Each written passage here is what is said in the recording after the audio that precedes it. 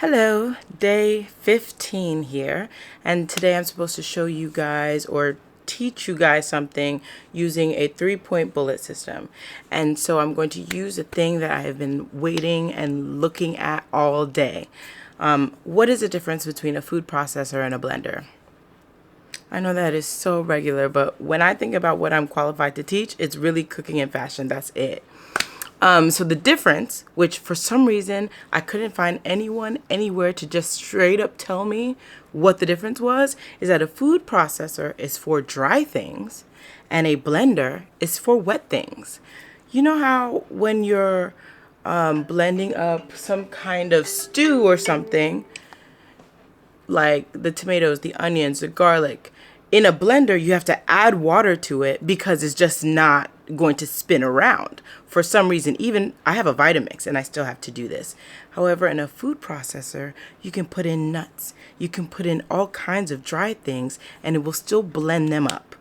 Number two, a food processor chops things and slices things, whereas a blender, it kind of turns it into this fine salsa, like even on the lowest setting. It turns everything into a kind of fine salsa. So what I was trying to look up is how people are getting their onions and their peppers all chopped like all the same size very quickly, because again, this year I want to eat very healthy, and it seems like everyone is putting things through a food processor. I don't know why it's so hard to just say that. I really don't know why. I had to watch like 100 videos just to find that out. And number three, this is a rant towards Vitamix itself. I bought a Vitamix in 2018. Yes, I went and looked up the actual date.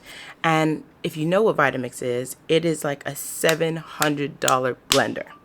Okay? It is mad expensive.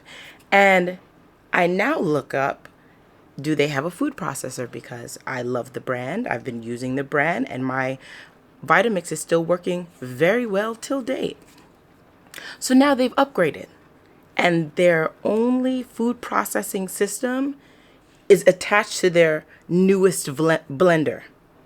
So my old blender cannot use the new food processor attachment, but the actual like blender portion, the part that plugs into the wall, is not available for sale by itself. And even if I wanted to buy it by itself and the attachment, what am I going to do with the old processor? I mean, the old blender that is working perfectly fine. And they already have refurbished Vitamixes on their website. And it's not like if I return my Vitamix to them, they're going to give me a discount on the new one. So I would be going in spending a full $700 straight up.